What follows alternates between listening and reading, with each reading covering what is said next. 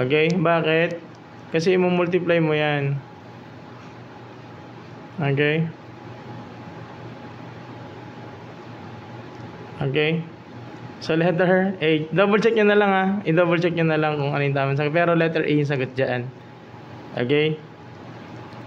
By definition, i-check nyo ano ibig sabihin ng independent. Okay? Letter A ang sagot dyan. Okay?